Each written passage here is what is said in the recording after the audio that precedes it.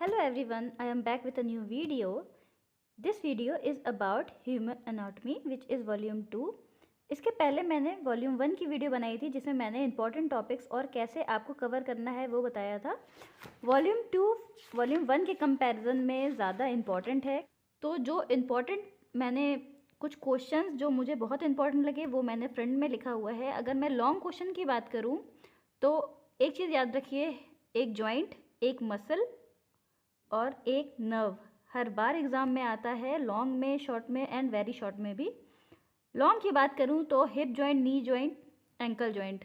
जो इम्पॉर्टेंट है वो है आपका हिप जॉइंट और नी जॉइंट। इन दोनों में से कंपेयर आपको आ सकता है कि एक जॉइंट आपको पूरा लिखना पड़ेगा with all the nerves, with all the ligaments and with all the muscles. Arches of foot भी काफ़ी इंपॉर्टेंट है, ग्लूटियल मसल हो गई आपकी। ये सब क्वेश्चंस लॉन्ग में बनते हैं। लॉन्ग क्वेश्चन आपके 10 मार्क्स, 12 मार्क्स या 16 मार्क्स में आ सकते हैं, it depends on your college. Bone की बात करूँ सो फीमर और हिप बोन इंपॉर्टेंट बोन है। अब कुछ ऐसे वेरी शॉर्ट और शॉर्ट में क्वेश्चंस आते हैं जो कि आपको कंपलसरी है करना, जैसे femoral triangle, popliteal fossa, obturator nerve, common peroneal nerve, femoral nerve and your sciatic nerve. So ये कुछ इंपॉर्टेंट क्वेश्चंस है जो कि कुछ ना कुछ क्वेश्चन आपको एग्जाम में ज़रूर मिलेंगे। अब मैं इंडेक्स के थ्रू आपको कुछ इंपॉर्टेंट बताऊंगी। जैसे मैं लोअर लिम्ब की बात करूं बोन्स की, तो हिप बोन बहुत इंपॉर्टेंट है। प्रैक्टिकल में इन योर वाइवा आपसे एग्जामिनर एक बोन का डिस्क्रिप्शन भी पूछ सकता है। अब मैं फ्रंट ऑफ थाई की बात करूं so femoral sheath and femoral nerve is important. Gluteal region में मेनली मैंने देखा है कि मैक्सिमस क्वेश्चन आता है मसल का, और आपके हैमस्ट्रिंग मसल्स, आपके क्वाड्रिसेप्स मसल्स, ये भी वाइवा में एग्जामिनर पूछ सकता है आपसे। So prepare all the muscles with their origin and their insertion. अगर मैं जॉइंट की बात करूँ लॉन्ग आंसर में, सो अगर कोई भी जॉइंट आता है वो कैसे आपको डिस्क्राइब करना है, कैसे लॉन्ग में लिखना है, वो भी मैं आपको बताऊंगी।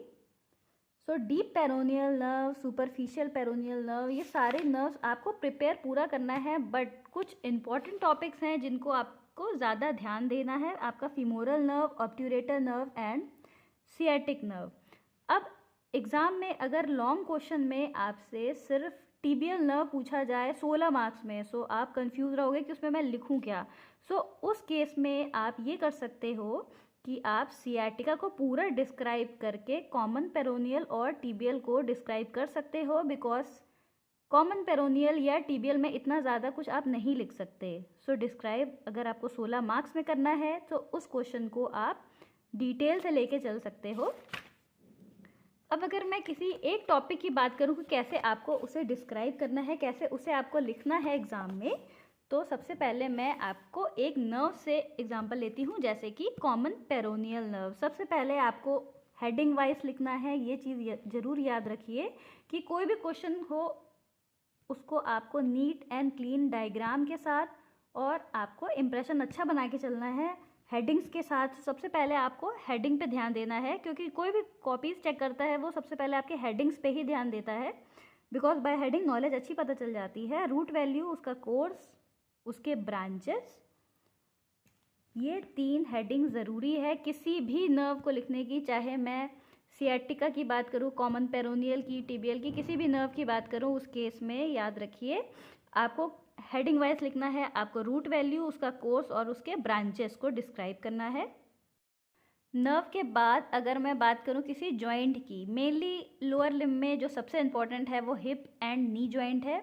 ये चीज़ याद रखिए कि हिप जॉइंट में 7 लिगामेंट होते हैं और नी जॉइंट में 11 लिगामेंट होते हैं। वाइवा में भी एग्जामिनर पूछ सकता है और उसके नाम भी पूछ सकता है, so prepare it very well. अब कोई भी जॉइंट आता है सो याद रखिए उसमें आपको सबसे कंपलसरी है डायग्राम्स बनाना, बहुत ज़रूरी है, because by diagrams only you can fill the pages.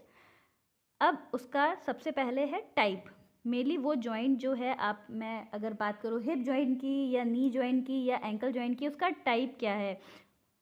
So hip joint एक बॉल एंड सॉकेट टाइप का जॉइंट है। उसके आर्टिकुलर सरफेसेस क्या हैं याद रखिए। उसके डायग्राम्स कंपलसरी है बनाना। अगर आप डायग्राम्स बनाते हैं तो आपको अच्छे मार्क्स मिलेंगे। अब बात करूँगी मैं लिगामेंट्स की। सो हिप जॉइंट में 7 लिगामेंट्स होते हैं। Learn all the ligaments with their particular diagrams. मेरे एग्ज़ाम में हिप जॉइंट आया था, सो उस केस में मैंने 1, 2 और 3 ये 3 डायग्राम्स बनाए थे। लिगामेंट को लिखने के बाद आपको सातों लिगामेंट को डिस्क्राइब करना है। अब relation of the hip joint उतना ज़रूरी नहीं है जितना आपके लिगामेंट को डिस्क्राइब करना है। रिलेशंस के बाद आपको ब्लड सप्लाई, नर्व सप्लाई और उसके क्या मूवमेंट्स हैं वो ज़्यादा इम्पॉर्टेंट है। मूवमेंट के लिए आपको टेबुलर वे में लिख सकते हो आप, या तो अगर आपको लॉन्ग करना हो तो इसको आप पॉइंट वाइज डिस्क्राइब भी कर सकते हो, उससे आंसर काफ़ी लॉन्ग हो जाएगा। इसके बाद जैसे हिप जॉइंट है वैसे ही नी जॉइंट को भी आपको डिस्क्राइब करना है। आर्चेस ऑफ फुट काफ़ी इम्पॉर्टेंट टॉपिक है आपके लोअर लिम्ब में।